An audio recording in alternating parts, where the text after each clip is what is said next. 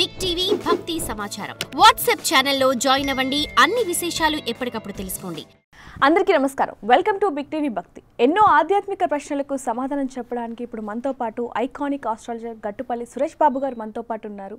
ఆయనతో మాట్లాడి మరిన్ని వివరాలు తెలుసుకుందాం. నమస్కారం గురుగారు. జై శ్రీమన్నారాయణ. గురుగారు, మామూలుగా చూసుకుంటే కొత్తగా పెళ్ళైన వాళ్ళు అంటే అత్తా కోడళ్ళు ఆషాఢ మాసంలో ఒకే గుమ్మం దాటకూడదు అంటూ ఉంటారు. దానికి గల కారణాలు ఏంటండి? కారణాలే లేదు, గుమ్మం లేని ఇంట్లో ఉండటమే. సింహద్వారంలోని ఇంట్లో ఉంటే సరిపోతుంది. ఏ విధంగా అంటారు? ఒకరి ఇంట్లో ఉంటే ఒకరు బయట ఉండాలి, లేకపోతే అసలు గడప లేని ఇంట్లో ఉంటే అయిపోతుంది. అంతమించి అంటే ఉండొచ్చు అంటారా? పర్లేదు, ఉండొచ్చు. కాకపోతే ఈ ఆచారం దేనికి పెట్టారంటే కొత్తగా పెళ్ళైన సంవత్సరంలో, అంటే ఇప్పుడు మనకి శ్రావణ మాసంలో పెళ్ళైనప్పటికీ కూడా 11వ మాసం వచ్చేటికి ఆషాఢ మాసం వస్తుంది.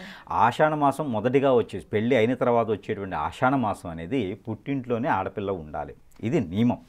ఈ నియమం ఎందుకు అంటే కూడా దీనికి మనం చూసుకుంటూ పోతే చాలా ప్రసిద్ధి చెందినటువంటి కథలు మనకి చాలా ఉన్నాయి. అందులో మనకి ఒకటిగా చెప్పుకుంటూ పోతే గౌరీ పురాణంలో చాలా రాస్తూ ఉంటారన్నమాట. ఇందులో ఆడపిల్ల అనేది ఒకప్పుడు మనం పెళ్ళిళ్ళు చేస్తే 5 రోజులు తంతు అంటారు. అవునండి. పెళ్లి చేసే విధానం 5 రోజులు తంతు. అలానే ఆడపిల్ల 5 సంవత్సరాల పాటు పుట్టింటికి వెళ్ళకూడదు. అది నియమం. పుట్టింటికి ఆడపిల్ల 5 సంవత్సరాలు వెళ్ళకూడదు పెళ్ళైన తర్వాత. ఇది నియమం. ఆ నియమాలకి తగ్గట్టుగా పెళ్ళి అయిన తర్వాత ఆడపిల్లను వదిలేసి తల్లిదండ్రులు ఉండలేరు కదా. అందుకని చెప్పేసి ఒక నియమం కావాలి వాళ్ళకి. అందుకని చెప్పేసి ఈ నియమం ఒకటి. మరొకటి ఏంటంటే ఆడపిల్లకి పెళ్ళి అయిన తర్వాత తీర్చుకునేటువంటి కొన్ని వాయినాలు నోములను ఉంటాయి. అందులో దోశలు ఉంటాయి, తర్వాత చక్కెర ఉంటుంది, తర్వాత చిలకలను ఉంటాయి, బొమ్మను అందుకోవటం అంటారు.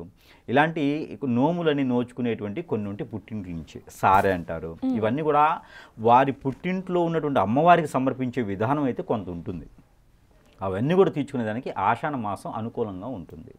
అందుకని చెప్పేసి అలాగా ఆ కోడల్ని పుట్టింటికి పంపించరు కాబట్టి ఈ యొక్క నియమం. ఇంకోటి ఏంటంటే పెళ్ళి అయిన తర్వాత కోడల చేతి నుంచి వంట తినేటువంటి రుచులు చూసేటువంటి అత్తయ్యలు మళ్ళీ కోడల్ని పంపించాలంటే ఇబ్బంది, పని చేసుకోవాలంటే కష్టం కదా.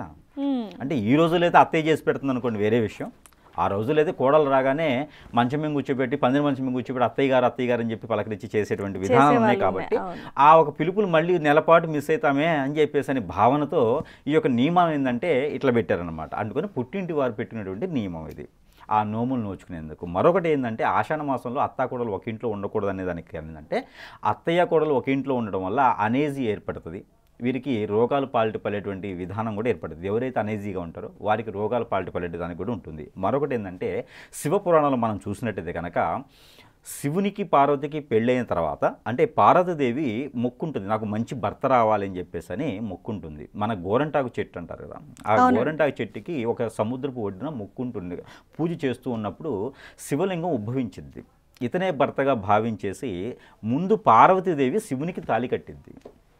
పార్వతీదేవి శివునికి తాళి కట్టింది. లేకపోతే ఆయన ఎక్కడ దొరుకుతాడు?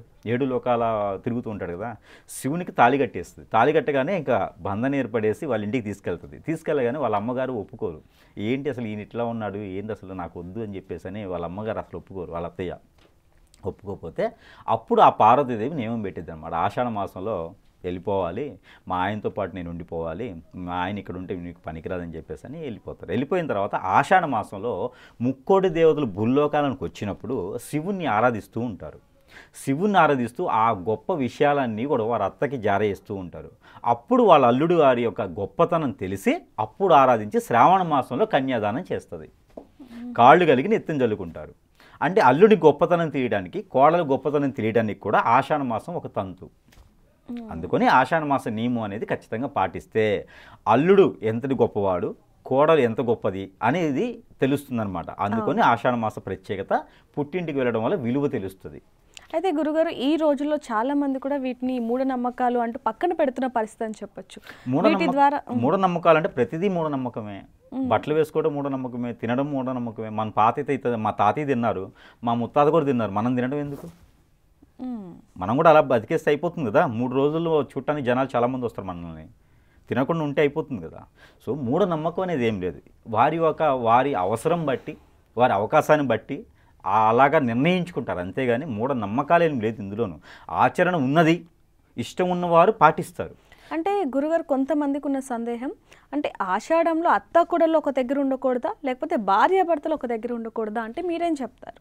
ఖచ్చితంగా భార్యాభర్తలకి అవకాశం లేదు, చిన్న ఫ్యామిలీ ఉంది, ఇక భర్త ఉంటేనే భార్యకి దొరుకుతుంది, భార్య ఉంటేనే భర్తకి అవకాశాలు ఇంకా అంతకన్నా మించి లేదు అంటే కనుక ఖచ్చితంగా ఇద్దరు ఒక దగ్గర అయితే ఉండొచ్చు. కాకపోతే వారిద్దరు కూడా ఒకటిగా అయ్యేటువంటి ఇదైతే విధానం అయితే ఉండకూడదు. ఎందుకంటే ఆషాఢ మాసంలో కనుక కన్జ్యూ అయ్యారనుకోండి, ఆషాఢ మాసంలో కన్జ్యూ అయ్యేందుకు ప్రయత్నాలు కానీ కన్జ్యూ అయినా కూడా పుట్టేటువంటి పిల్లలకి అయితే ఖచ్చితంగా వారికి అంగవైకల్యంతో ఉండేటువంటి ఆలోచన అయితే ఉంటుంది. వాళ్ళు ఇప్పుడున్నటువంటి ఉగ్రవాదులు, రౌడీలు ఇలా ఉన్నారు కదా, మనకి చూసుకుంటూ పోతే రౌడీ షీటర్లు, ఉగ్రవాదులు, లేకపోతే దొంగలు ఇలా ఉంటారు కదా, ఇలాగా ఉండేటువంటి విధానం అయితే మనకు కనబడుతూ ఉంది. మరొక విషయం ఏంటంటే ఆషాఢ మాసంలో అత్తాకోడలు ఒక ఇంట్లో ఉండకూడదు, అల్లుడు అత్తయ్య ఒక ఇంట్లో ఉండకూడదు. అయితే దీనికి ఇంకొకటి ఉన్నది. పెళ్ళి అయిన మొదటిగా వచ్చేటువంటి ఆషాఢ మాసం కల్లా ఆ కోడలు కనుక కన్జ్యూ అయి ప్రెగ్నెన్సీ అయితే ఉన్నదంటే ఖచ్చితంగా వారు ఉండొచ్చు, వారు వెళ్ళే అవసరం అయితే లేదు.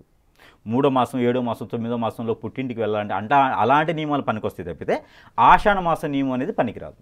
వారికి ఏమీ పట్టింపు లేదు. కేవలం ఆ గర్భం దాల్చకుండా ఉన్నటువంటి స్త్రీకి మాత్రమే ఈ ఆషాఢం. గర్భం దాల్చి ఉంటే వారికి పనికిరాదు. ఎందుకంటే 3వ తలకాయ అనేది ఏర్పడింది కాబట్టి, అప్పుడు నలుగురు అవుతారు కాబట్టి వారికి అలాంటి పట్టింపులు అయితే ఏమీ లేవు. కాబట్టి వారు బ్రహ్మాండంగా అత్తవారింట్లో ఉండేసి సుఖశాంతులతో జీవించవచ్చు. వారు పుట్టింటికి వెళ్ళే అవసరం అయితే లేదు. ఇది ప్రతి ఒక్కరు కూడా నోట్ చేసుకోవాలి. ఆషాఢ మాసంలో అంటే అత్తాకోడలు ఒకే ఇంట్లో ఉండకూడదు అంటే చాలామంది కూడా ఇప్పుడున్న కాలంలో ఉండొచ్చు అంటూ కూడా లైట్ తీసుకుంటూ ఉంటారు. అంటే దానివల్ల ఏమైనా నష్టాలు జరిగే అవకాశం ఉంటాయి? నష్టాలు జరుగుతాయి అంటే ఇప్పుడు కొత్తగా పెళ్ళైన వారికి కొత్త మోజు అంటారు. కొత్త నీరు, కొత్త వాతావరణం, కొత్త బట్టలు ఇవన్నీ కూడా మోజుతో సమానం. అంతే ఇప్పుడు కోడలు కొడుకు ఒకే దగ్గర ఉన్న, అల్లుడు కూతురు ఒకే దగ్గర ఉన్నా కూడా వాళ్ళిద్దరూ కలవకుండా మాట్లాడకుండా అయితే ఉండరు. దానివల్ల వారికి పుట్టేటువంటి పిల్లల్లో అంగవైకల్యం వచ్చేటువంటి అవకాశాలు ఉన్నాయి. ఒకే దగ్గర ఉండొచ్చు కానీ భార్యాభర్తలు అనేది దూరంగా ఉంటే మంచిది. దానివల్ల ఆషాఢ మాసంలో కన్జ్యూ అయినా, ఆషాఢ మాసంలో కన్జ్యూ అయ్యేందుకు ప్రయత్నాలు కూడా అంత మంచిది కాదు కాబట్టి దూరంగా పెడతారు. దగ్గరగా అవ్వాలంటే చాలా తప్పు చేసినట్టే భావన వస్తుంది. ఇంకోటి ఏంటంటే ముక్కోటి దేవతలు మన ఇంట్లో ఉంటున్నారు. మన ఇంట్లో ఉన్నప్పుడు మనం అలాంటి తప్పులు చేయడం కరెక్ట్ కాదు కాబట్టి అందుకనే భార్యాభర్తలు ఇద్దరిని దూరం చేయడానికి ఈ యొక్క ప్రక్రియ తంతు. అంతమించి వేరే ఏమి లేదు, వేరే సమస్యలు ఏమీ రావు. వాళ్ళకి అవకాశాన్ని బట్టి సద్వినియోగం చేసుకోవచ్చు. చాలా మందికి ఈ విషయాలు తెలియదని చెప్పొచ్చు గురుగారు. చాలా చక్కగా వివరించారు. థ్యాంక్ యూ అండి. For more videos like this, subscribe Big TV channel.